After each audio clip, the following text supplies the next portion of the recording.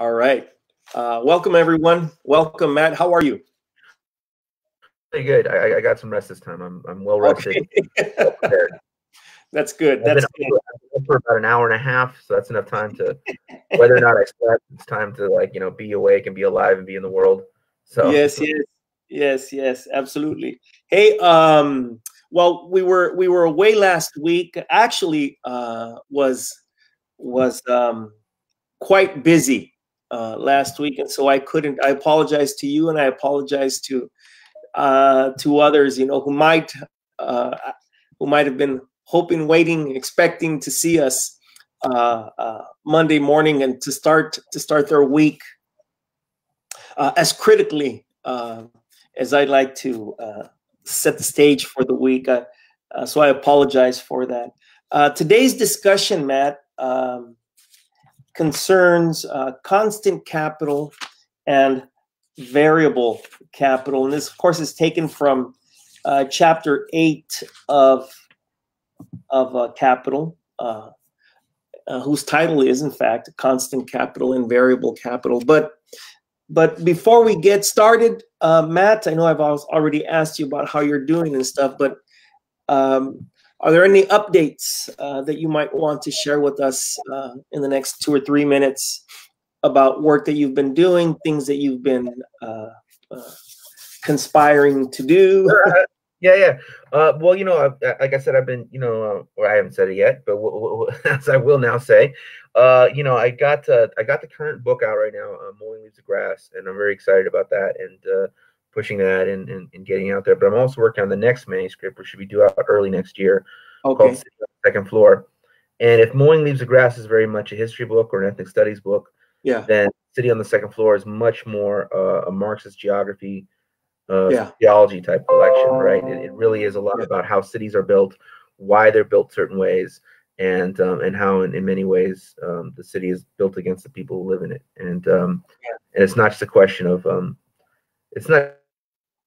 exploitation within time and place. Like, there's exploitation here, and here's kind of the dynamics of it, right? And how people are kind of unaware of it, and how it becomes kind of the way of life. But it's actually the way of life is actually constantly produced, and it's also a question of constant exploitation. And people are not aware of. The people are just kind of like, they go through the motions and they demand it of each other, and in fact they train each other to accept the conditions of their own exploitation. And if you do not accept the conditions of your own exploitation, you are actually a threat or menace to society, to the way of order, to the way of things. You're actually transgressing.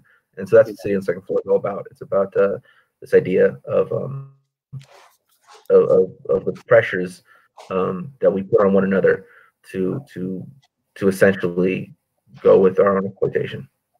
Yeah, it's. I'm looking forward to that, and I'm sure that critics of the Taylorian model of urban design will be well informed by your work, even post-Taylorian. Fancy words that we use in the field of sociology, but I suppose that we should wait to talk about those terms. Maybe they'll come up. Maybe they'll come up in our discussion. Well, you used the phrase constant exploitation, and I suppose that might be a bridge to get things started. But before we get into the stuff of chapter 8, Matt, what I'd like to do is I'd like to talk a little bit about my work history. I'd like to talk a little bit about it because I think that doing so gives us an opportunity to not just identify the patterns that exist within it, right? But audience members who have comparable work experiences might think about their own work experience, the trajectory of their labor, and the exercise of their labor power over the years, and will think about the ways in which we might have misrecognized the ways that we have been exploited, channeled as we have been over the last 50 years. In my case, of course, I've been working. In fact, honestly, this is not an exaggeration. I'm 52 years old. I'll be 53 this year, Matt. And I've literally been working one way or another since I was very, very young. My father, of course, took me to work when I was a child, and we did construction work. And as I got older and as I got stronger, the quality of my exploitation and the quantity of my exploitation increased.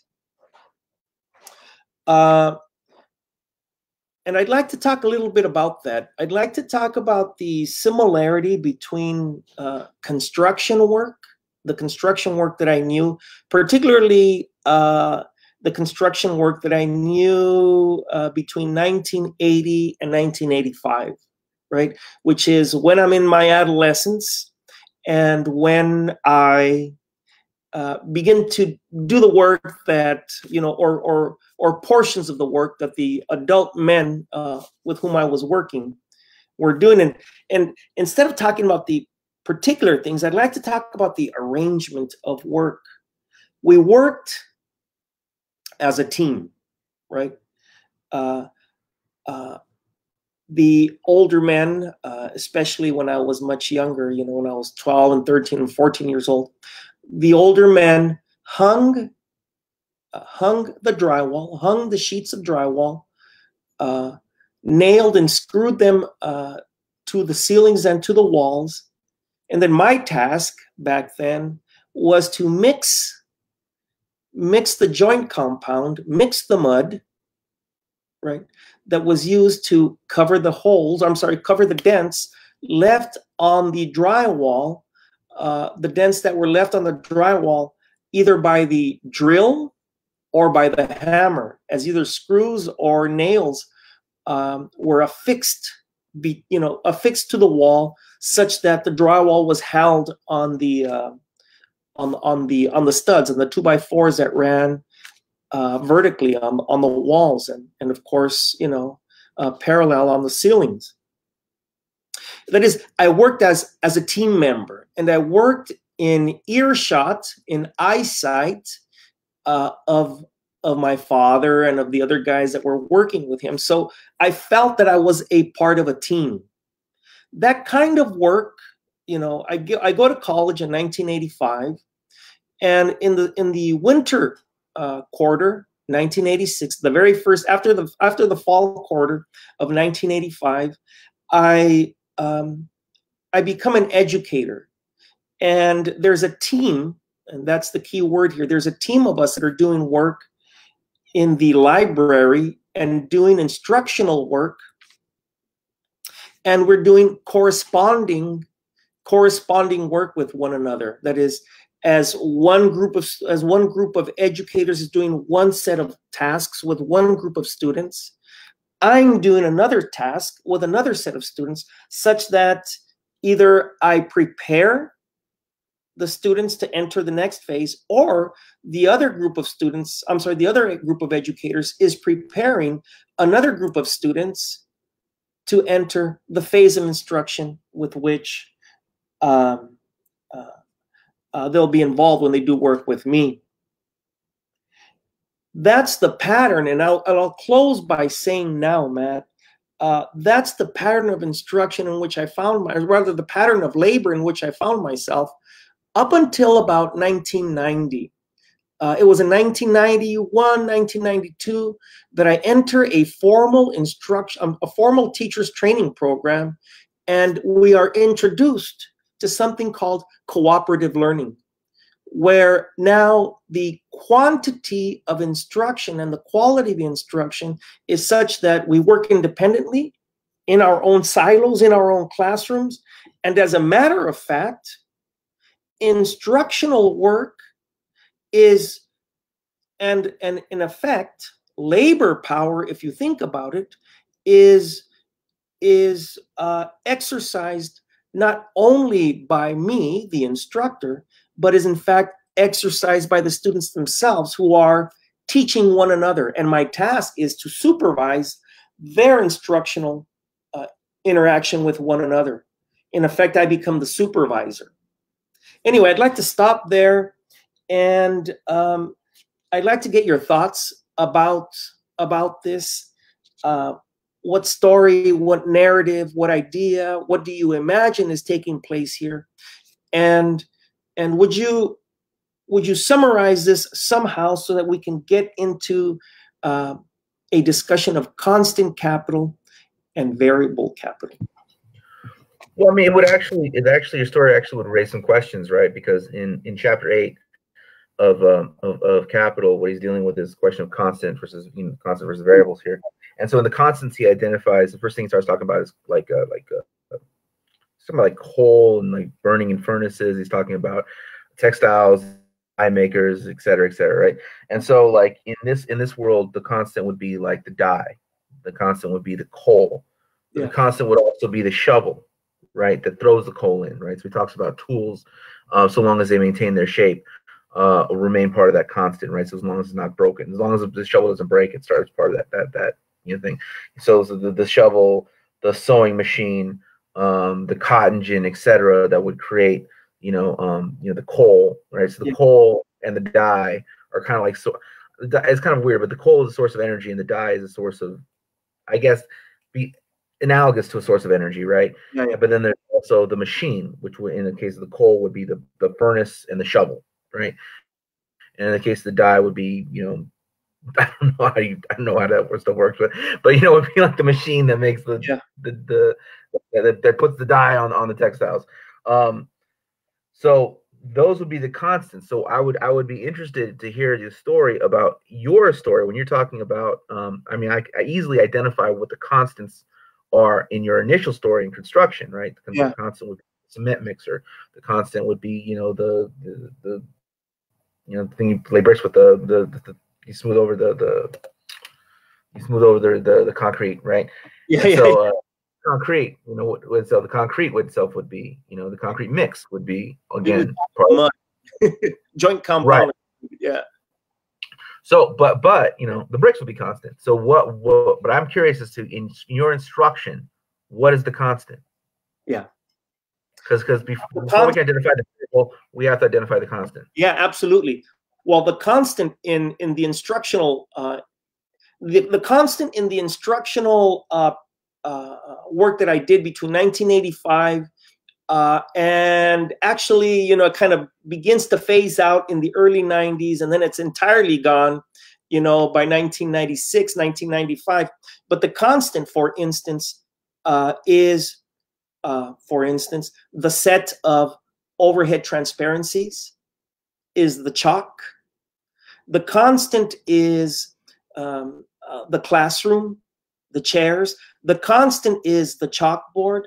The constant is the projector. The constant is, we used, of course, I remember using terms such as realia. I thought, oh, realia. Okay, well, that's what we use in teaching, right? All the artifacts, all the commodities, all the tools through which and with which I interact with students, such that the time in the classroom is the instructional moment. That the instructional moment is the moment of labor, is the moment of production. And so when I conceptualize constant capital, I'm thinking about these things. Interestingly, the classroom is as much an expression of constant capital as the construction yard and the individual spaces that we were constructing, that we were, when we were putting boards up, or when we were putting sheets of drywall up, etc. There is a set of interactions that correspond with one another, even though the very particular labor in which we were engaged is of course very different. the patterns of labor are comparable. So what I'm interested in now is that, like, when we talk about the classroom, looking at it as not just a place of, like, well, I guess what we call social reproduction, right? Yeah. But we're actually looking at it as a market destination, because, you know, that eraser is a commodity. Yeah. That chalkboard is a commodity. Those things were not necessarily built for the use value of teaching people. They were built for sale in a world market, in a competitive market. So, like, we look at the classroom as a place of, like, the destination for commodities, right? And we can think about, like, in many ways, and I don't want to get into this yet, but we think about the fact that the classroom is a place, is a market destination that actually affects, like, how people are taught, right? So you have these giant corporations competing with one another to deliver the latest textbook, right? You have these giant corporations that need to, like, that need to meet the market demand. Of course, they serve an ideological purpose. They have to stay within the confines and bounds of this, but they're also moved by kind of the trends, right? Whatever it is that's kind of, like, being demanded of them at the time by, you know, different things in order to sell books. I mean, this is really, I mean, at the end of the day, they don't create education. They don't make books. They make dollars, right? So the same way GM they don't make cars. They make dollars. Yeah. You know, and so, like, you know, these giant corporations that, you know, produce these books, these textbooks, these things that are instructional. They don't create textbooks; they create dollars. So that's kind of an interesting thing, and, like, to look at the way that has effect on public education. But then it's also this question of, like, social reproduction, because at the end of the day, what commodity are you actually producing is your role as a teacher, right? The commodity that you would be producing, the end goal of what you're, you know, what is thrusting your labor, what is compelling your labor, is that you are supposed to produce labor power.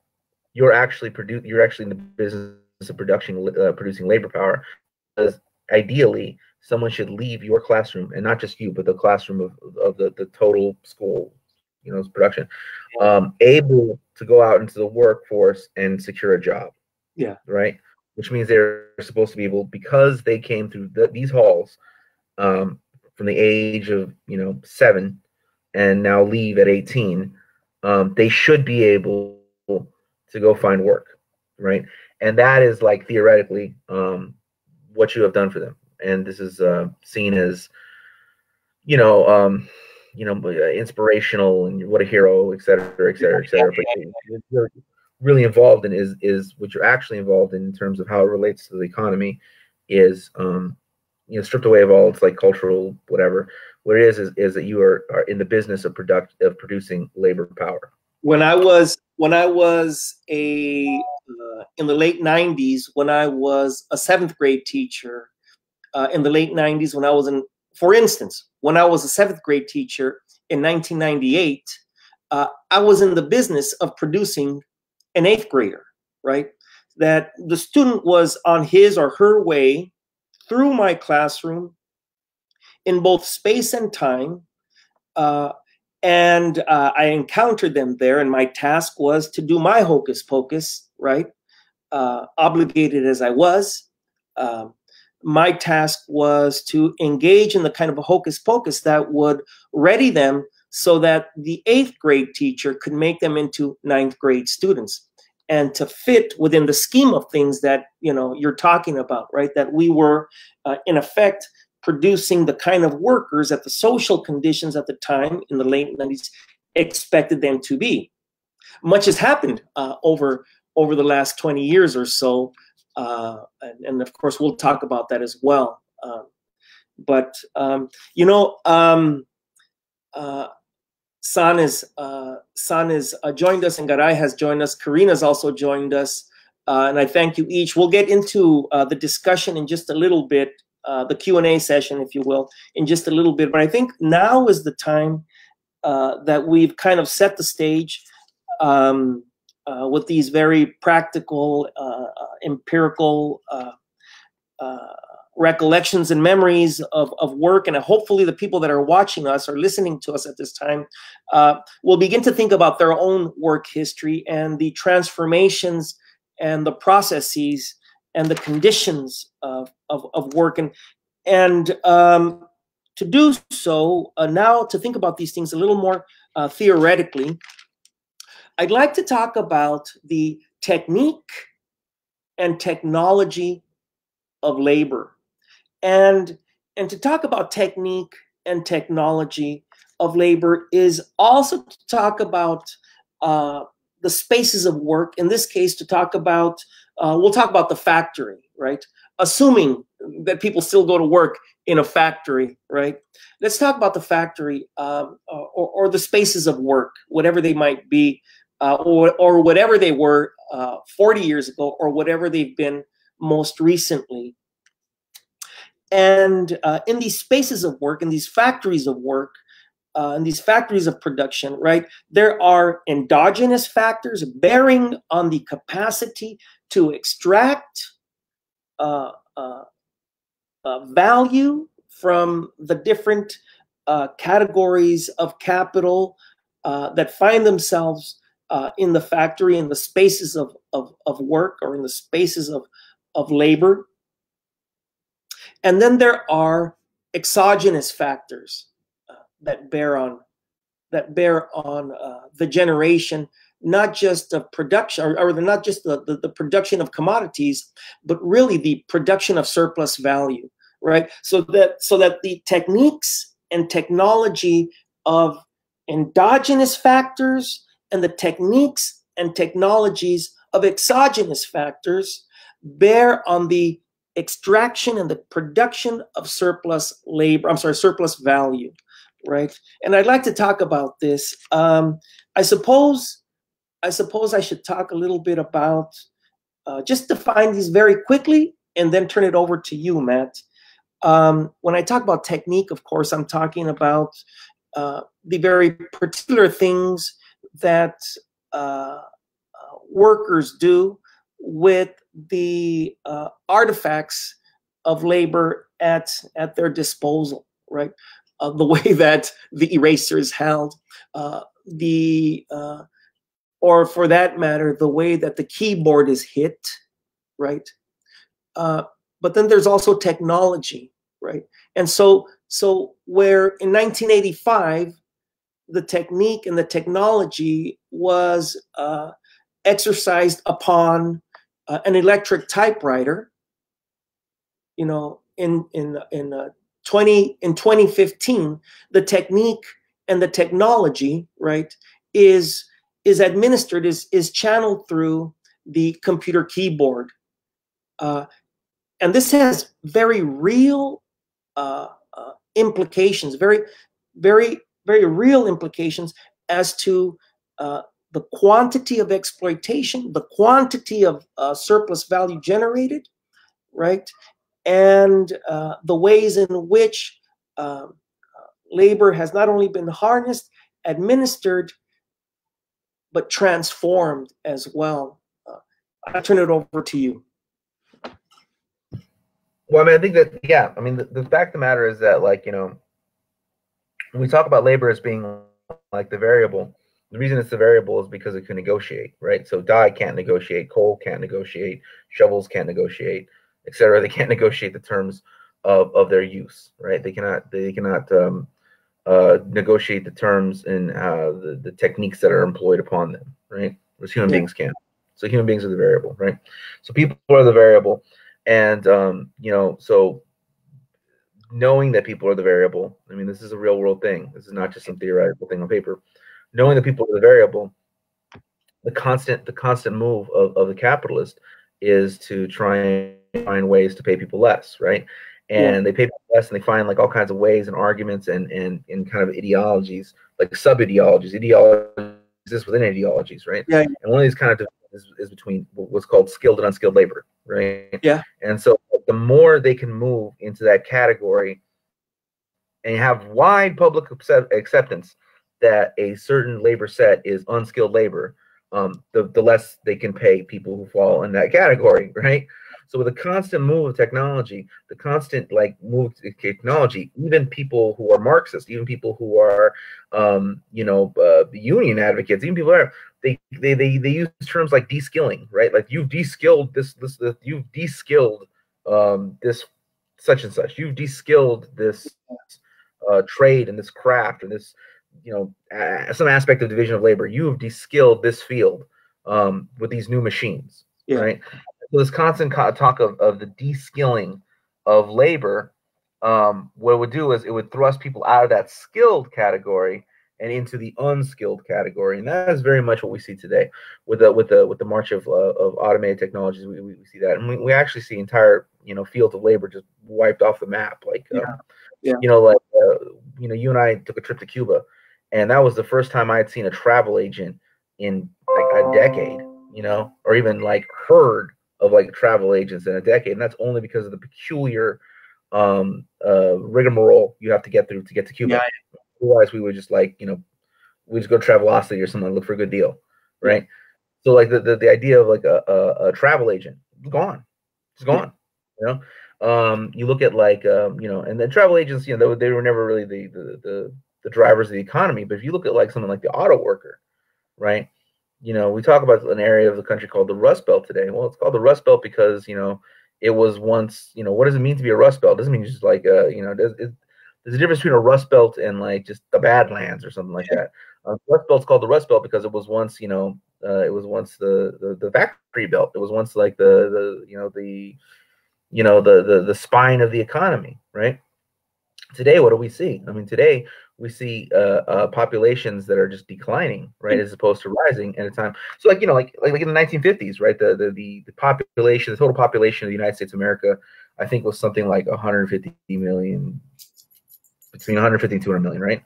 And the population of Detroit, that was its high point, was something at 1.2 to 1.4 million people, right? At the time, Los Angeles is like, I think Los Angeles is it's less than Detroit. It's inching towards 1 million, right? And so as this is all going on, like Detroit has the highest worker per capita pay, in the country. Today, there's less than 1 million people who live in Detroit. There's something like 700,000, right? Whether there's twice as many people living in the country as a whole. There's like 300 million now people living in the United States. There's over 300 million,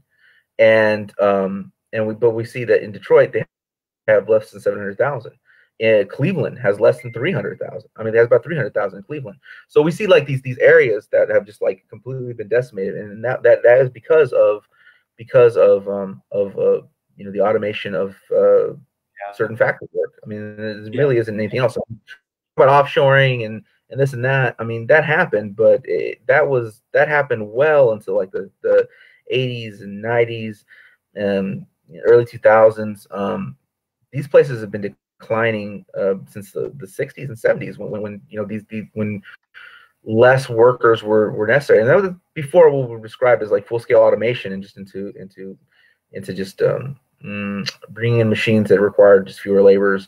But the real turn is in like the mid 70s when they start bringing in what's called like the computer network control, I think it's called. Those are the machines that make machines, right? Those are the machines that make machines, and once you start bringing that stuff into it, it takes on a whole different. It's not a quantitative change; it's a qualitative change. You're actually bringing in things that do not require human labor. Now, does that mean that capitalist exploitation doesn't still continue? Does that mean that things that Marx described are done with? No, absolutely not. You look around you every day and find capital exploitation, right? It's everywhere. But does that mean that we're not on a collision course into something, or on the road to something qualitatively different? Absolutely. We're absolutely on the road to something qualitatively different. And that is because of technology. I mean, not just because of technology. I mean, the world as it was, as Marx described, arrived by way of technology. Hey, I'm saying, well, go ahead. Finish your thought. Yeah, Marx wasn't describing the relationship between like Julius Caesar and the Roman, plebs or whatever. He was describing a world that was defined by industry and factory work. And the world of industry and factory work arose not on the basis of exploitation, or because exploitation, what it rose on was the variable, which was technology or industry. And that world leave not on the basis of like exploitation, and not on the basis injustice or property or like watching people die and letting them starve. That's the constant. The variable is technology. So if you start like bringing in this ability to have laborless production, like that will change the way what is mine, and it's not yours. Go die. Yeah. The way that is conducted. Yeah. What is mine is mine. What is yours is mine. Yeah. I mean, that's the logic. Or what is yours will be mine. What is mine is mine, and what is yours will be mine. There's two directions that I'm eager to take the conversation, and I'll just introduce them, and then we ought to begin to engage folks. But the first direction, maybe these directions that I'm proposing will be the stuff of our conversation with Garay, with Dust. Thank you, Dust, for joining us. Will be the stuff of conversation with San and others. As technology has quote unquote advanced, right, and as the conditions, the social conditions, and the conditions of our exploitation have as workers have advanced over the generations, over the decades, and as cities have transformed, as you mentioned. And of course, this is the kind of stuff that we're all very interested in reading about, as far as your poetry and the upcoming manuscript, as far as that's concerned. But as this has taken place, and as cities have transformed, as some cities have dropped in population and others have risen in population, something very interesting has also happened, right? That the skilling, or rather the de-skilling that has led to the unskilling, if you will, right, has kind of paralleled, kind of followed the same pattern as the minoritization, as we say in sociology, the minoritization of labor.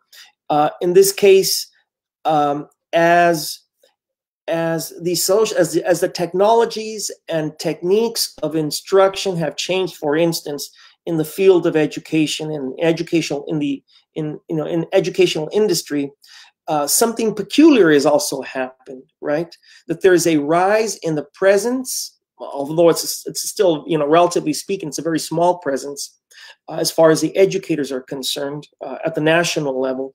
There's an increased presence of racial minority educators. Interestingly, as far as higher education is concerned, where you will find a larger proportion of educators than had existed in the past, you will find them in the part-time labor pool as opposed to the full-time labor pool. You will find them not only doing most of their work or a lot of their work by way of the computer screen, right? But you will also find them obligated to channel instructional and administrative and curricular agendas that were designed before they were hired. And we can talk about that later on. So that's one channel that I'd like to draw audience members' attention to.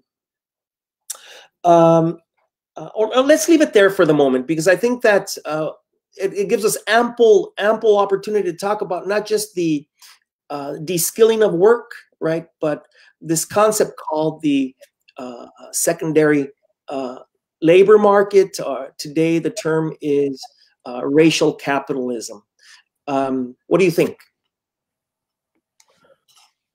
About the term racial capitalism, or about what do you think about not just the term racial capitalism, not just the term segmented labor, but what do you think about the de-skilling of labor, right? And at the same time that labor is being de-skilled, right, within labor that costs less, within the new population of workers whose employment is cheaper for capital, right, is overrepresented, or increasingly overrepresented, members of racial minority groups, right? So, I feel in many ways that the racial capitalism is kind of almost a compromise with where people are trying to capture something, and keep both audiences, right? So they're trying to capture this idea that like capitalism is exploitation, is this, it's that, the world is primarily economic. At the same time, the world is also defined by racial order, racial hierarchy, and this and that. Yeah. I'm a little more old school. I would just call that colonialism. Like straight up. Yeah. What are we talking about here? Like we're talking about here, everyone's subject to capitalism, including the imperial workforce. They're subject to capitalism. Yeah. Everyone's subject to property. Everyone's subject to exploitation. But when you look at the world as it actually is, and not just on paper, theoretically, you're talking about the Euro conquest of the world, right? Europeans conquered the world. Now, they also, but the European worker is also exploited by the European capitalist. That is obviously true. Yeah. But the capitalist also exploits the colonies, and it exploits the colonies at a higher rate. So within the United States of America, you see all these racial divisions. You see all these what we call racial divisions. You see all these things, and everybody, all these politicians talking about, we need to help out using their terms. We need to help the blacks and the Hispanics, right? Because blacks and what's to be done about the blacks and Hispanics? Yeah. The blacks and the Hispanics, and this and that, And look at the look at the gaps between education for the blacks and Hispanics. Look at the healthcare gaps for the blacks and Hispanics. So what are we talking about here? What are we talking about here? Well, we're talking about this question of the Hispanics, right? People who are called the Hispanics. I mean, it's always kind of funny because, if you hear a radio police, we're in hot pursuit of Hispanic male, 23. What do you imagine this man looks like? Yeah. What does this Hispanic man look like, right? If it's being identified by the police as a Hispanic male on site, right? What does a quote unquote in the United States of America? What does a Hispanic look like, right? The rhetorical question. What a Hispanic male looks like. It's an Indian. Yeah, right. The Hispanic male. It looks like an Indian with maybe some European facial features, right? That's what a Hispanic male looks like, right? So we know who we're talking about, right? So that's kind of this is a group of people who are subject to higher rates of exploitation, subject to lower standards of healthcare. So what we're talking about here is colonialism. We're talking about the seizure of land. We're talking about, in the case of African Americans, we're talking about in the African diaspora within the Americas. We're talking about people who are the descendants of people who were captured and enslaved and exploited, and then later subject to segregation and Jim Crow and redlining, et cetera, et cetera, et cetera, et cetera, et cetera. And this all comes from colonialism. This all comes from the European conquest of the world, right? And the ordering of peoples directly tied to that conquest and the position they found themselves in within the economic order of the world, tied back to that. So when we talk about racial capitalism, or we talk about racial discrepancies within capitalism, we talk about these things. I think it's good, and I think it's good that people are arguing for it or whatever. But I would just be more direct. I mean, in my opinion, I would just be more direct and call it colonialism. It is colonialism. Yeah. Now, we say so that gets into the conversation of internal colonies versus colonies, right? Yeah. So the internal colonies, they are. This is the part where I differ with some people, because the internal colonies are different than the real colonies, right? Or the actual colonies, or the nation state colonies, yeah. Right? Because to be in an internal colony, you still can access the empire in ways that people outside of it cannot, right? So the poorest person in America can oh my God, what am I gonna do? I need to get the hell out of here. Can go join the U.S. Army and go murder in the streets of Kabul and improve their lives in that way, economically anyways, right? The richest man of Afghanistan cannot come to the United States of America and start shooting people in the face. That doesn't work. Yeah, it doesn't right? work. So, being part of the quote unquote internal colonies is different than being part of the global colonies, right? That it is different, and there is something a unique aspect about it. But why is it you're poorer than everyone? And why is it that everyone who looks like you was poorer than everyone? And even if you did escape and you did get a good job and your parents did okay for themselves, I guarantee you have families who aren't doing well. I mean, just because you can live in like a white suburb, or you can do this, or you can do that, or little aspects of your family can do that, you're still part of a larger group of people. And not even just a large group of people, just your extended family are likely not living that. It's not the same. Just because you're here, it's not like your family. It's not like not even your family is there. There's a discussion that we ought to have, and it's for later, but it's a discussion about colonization.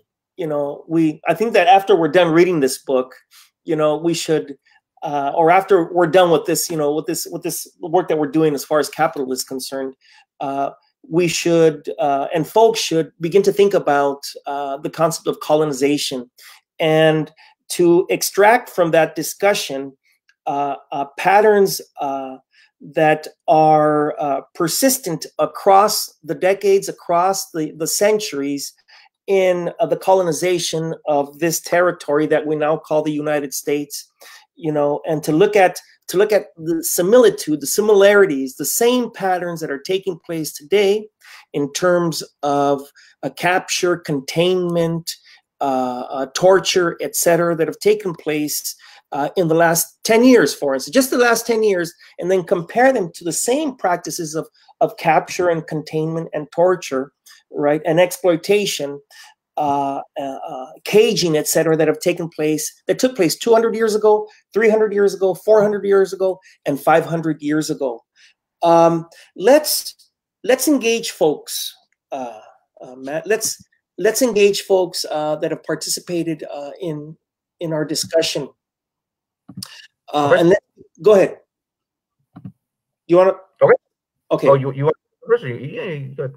Okay, I'll go ahead. Let's begin with Karina. She asks, how does Chapter 8 help us to understand why it is so cheap for capitalists to hire subsistence peasants? I don't. It's not clear to me what she might be meaning with the term subsistence peasants. But if she's referring to the kind of exploited workers that work in the agricultural industry, for instance, that provide us with the fruit and vegetables and dairy products that we consume, folks that have been pushed out, in this case, for instance, of southern Mexico over the last 20 years, and then, of course, they're finding themselves in the strawberry fields of Southern California. Why it is so cheap to hire these workers is because the social conditions that have existed, not just within the context of the strawberry orchards or the strawberry fields, have permitted it, but also because of the what I termed earlier, the exogenous factors. That is, the factors outside of the factory of production, the factory of production of strawberries, for instance, or grapes, or pecans, or olives, or what have you. Right? There are conditions outside of the field, literally the field, that are making this a possibility. Arrangements that have been taking place between governments, the United States government and the Mexican government, in terms of the free trade agreement, the North American free trade agreement, in terms of the mechanization and the rise of the kind of mechanization that has taken place within this species of labor, right? Be it the strawberry workers in Baja California, or the strawberry workers in Alta California. That is, that their exploitation, the de-skilling of their labor is such that they can be paid less. I don't know if I don't know how, you know, what you might want to add to that answer. Well, I mean, like, okay, so like I would just look at the you know, earlier you began the conversation talking about your role as an educator, right? So I always look at the unequal education that exists in this country, right? Like if you were to educate people at the same level across the board, I mean, there was lawsuits over this, like you know, they had here in California, Serrano versus Priest, and in nationally, I think it's Rodriguez. Either Rodriguez or Ramirez. I'm not getting. I want to make sure I get this right. I think it's Rodriguez. Rodriguez versus San Antonio, right? And they were both suing to get rid of, you know, like kind of basically to get rid of like school districts and basically have a federally funded public education system. Yeah. Right. And Serrano versus Priest would be statewide, and the Rodriguez versus San Antonio would be national. Took it all the way to the Supreme Court, and they ended up losing a 5-4 vote. And I believe one of the justices said that education is not a constitutional right, which is really interesting. The you know, the impetus behind this was the idea that like people shouldn't be educated by school, like it shouldn't come from like the local tax base. It shouldn't come from that. It should come from just like a federally funded thing, even it across the board. But of course, you know, they don't want that. They don't want to have an equal education system in this country, and they want to have an unequal education system in the country, because what is the purpose of school? Again, the purpose of school is to produce workers, right? And we cannot have an equal playing field amongst the workers under a colonial order. You know what I'm saying? They're all destined for exploitation. But what rate of exploitation are they destined for? That's the question, right? What is the rate of exploitation we're going to exploit? So even in the olden days, right, the early days of capitalism, as bad as things were in, you know, the factories in Manchester, they were nowhere near as bad as they were in, you know, as slavery, as chattel slavery in the American colonies, right? No, I mean, and later on, you know, the exploitation of people in, you know, English factories, nowhere near as bad as British colonialism in India, you know, no, nowhere near as bad, even in like, you know, you didn't have to go that far.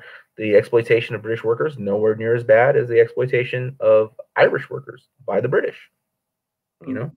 The exploitation of the workforce within the imperial colonies is never as bad as it is in the colonies. You know, as horrible and terrible as it may be, wherever it is, it's always going to be worse in the colonies. That's just a fact. And so in the United States of America, if we look at it within the context of having internal colonies, the exploitation of the white worker will never be as bad as the exploitation of the colonial subjects of the United States of America. Yeah. And so it really is just that simple. And so, like, you know, and that's going to be seen in every station of life, in your education, your access to healthcare, I mean, you go down the line, just look at all the statistics. I mean, these statistics have reason. There's rhyme and reason to the statistical disparities. Yeah. Garay Rodrigo comments, he says, or asks, if a laptop is a tool, who has first dibs or access to those tools? I hear students, he says, currently not participating in virtual classrooms due to no access to proper technology. You know, his observation and his question make me think about the fact that, you know, and remind me of something that you had said just a few moments, you know, earlier in this morning's program, that the function of the companies that make the books or make the textbooks is not to make textbooks. The function of these companies is to make dollars, right? And so if their function is not to make textbooks, right, their function is not to create not to create learning, right? Their objective is to create dollars. And if that's the case, you know, the relationship that exists between the computer companies and the various school districts is not to create, by way of these tools, by way of this constant capital, if you will, is not to create education, is not to create learning, but is to create dollars. If learning happens, that's either by accident or by intervention, the intervention of people that have appropriated the tools of capital, right, for the liberation or the pursuit of liberation of the working classes. So I'm not surprised. I'm not surprised that, in fact, it's in keeping. It's the task of the school system, generally speaking, it's the task of the school system in a colonial capitalist society to ensure that some folks leave it prepared to enter a cage. Some people leave it, right, prepared to hold an M16. Some people leave it prepared to sit on a computer screen or to receive dental patients, and so we are prepared for integration within the colonial capitalist economy, as you mentioned, and as many other people have discussed. But the one thing I would say though that I would really reiterate is that nobody has workers don't have a stake in this. So even if they are within the colonial order, they come from the colonizing group, right? They still don't have a stake in the way this is. I mean, like you see things like, and there's often this tendency to like kind of shit on it and be like first world problems and da da da da da da da da da da da. Very kind of bootstrappy, weird kind of arguments, but like that times negate what's really being addressed, right? So oftentimes you'll see like things like Fight Club or the Joker or all these kinds of things that are very white. It's very white complaint, right? But what they're really addressing is the general alienation of capitalism, the general alienation of like, why am I working every day just to afford this apartment that I live in, have a laptop, and then buy things from IKEA? My life is empty. It means nothing, right? Yeah. And that's a legit complaint. And is it as bad as being like a field worker? Like, I mean, I'm not a field worker. I don't know it. But is this bad as like as like going to school and being called spick? Is it as bad as like experiencing like being followed around a store all the time? Is it as bad as it? Of course not. Of course not nearly as bad. But it's not good. So I mean, like I think that there's like we all have a stake in a very different economic order. We all do. Yeah. I remember discussions when we ask about these discrepancies. It's where it comes from. Yeah. I remember discussions when I was a college student with friends who had grown up in labor camps, agricultural labor camps, and I think about the quality and the quantity of exploitation and suffering that takes place for different categories of workers. And I remember a friend of mine would say that, there were holes in the floorboards of the labor camp where he grew up, or where where they would spend time, because I guess they were going from labor camp to labor camp. And while some people had to, in the city, he'd laugh about it. Of course, he was kind of laughing and crying about it at the same time. Some people in cities had to worry about mice in their homes. He said they had to worry about the frogs jumping through the floorboards into the house. So this is the kind of exploitation, the kind of misery to which workers are subjected, the kind of workers that Carena Cripais calls subsistence peasants, and you're absolutely right, who doesn't have relatives, or neighbors or friends, particularly those of us who have snuck through the crevices of the system and are not reproducing the lives of our families, the majority of our families, who doesn't have relatives that have fallen victim to chemical poisoning or mineral poisoning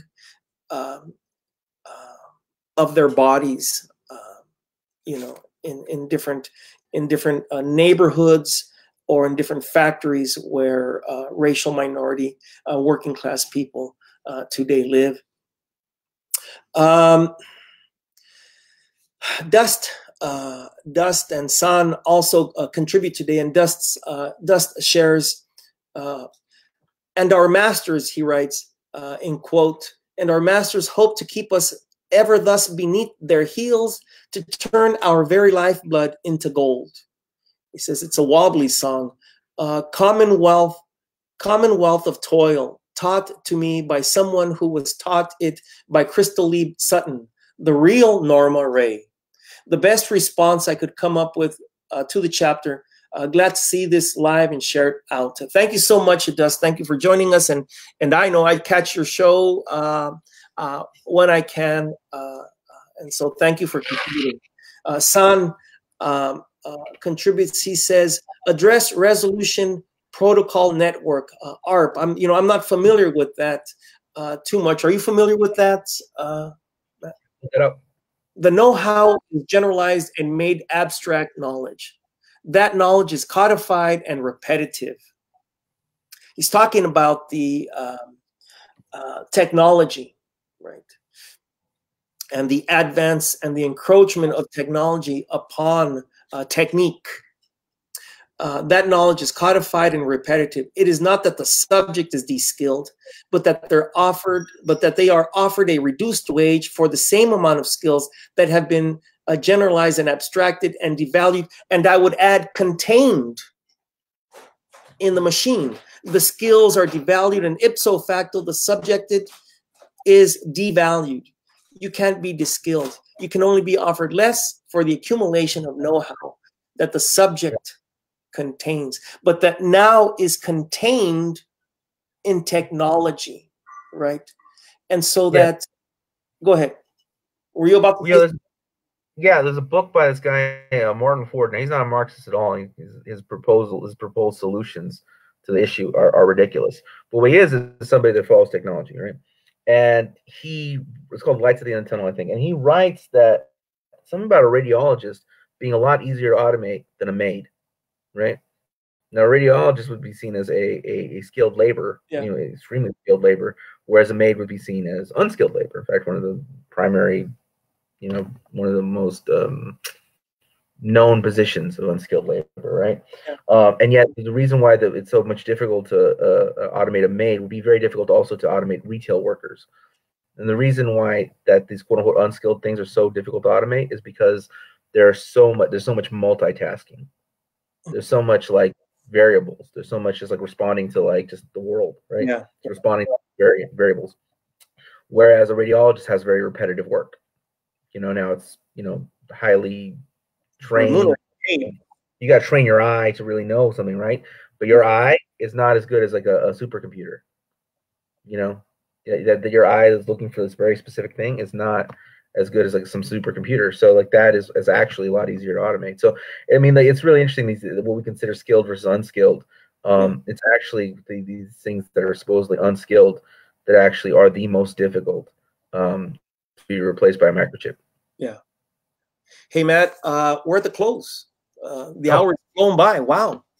It's been a really neat and interesting conversation this morning, and I want to thank you. But before we close, Matt, would you give our talk poetic closure? Sure. There's a city on the second floor, international destination whose entrance is prohibited to all those who appear too poor for travel, where commerce crosses bridges of wire and concrete. Just above streetlight rises an economy of scale, where buildings and offices connect to disconnect from the world below, where no one speaks without reason and no one moves without purpose. Here, in the space between worker and destination, conversations spin profit. Word is still born a commodity. And with each working day, the world dies anew. Here, workers spend wages in cheap imitation of their own exploitation, walking dead, arrogant, delusional, working stiff, laughingly dreaming of a penthouse suite they will never reach, while looking down from terraces towards the street below.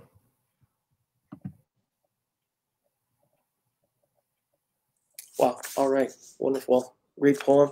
Great poem, as always. I want to thank you, Matt. Thank everybody that's contributed, and thank you each for sharing and letting the world know, the internet world, the digital world, know about our work. I think that this stuff is important to know, is important to master, to understand all that's taking place, all that's been taking place over the last year and a half, starting with things that have taken place in my, thinking about things that have taken place in Europe and France, for instance, in South America, for instance, in Chile, things that, of course, have been taking place here in the United States, and interested about folks thinking about just recently what's been happening in Portland, for instance, in relation to this stuff. So though it might seem abstract, I think that we can draw from it to understand the everyday experiences of our life on this planet and in this nation. Thank you, Matt. Thank you so much. Thank you. See you next week.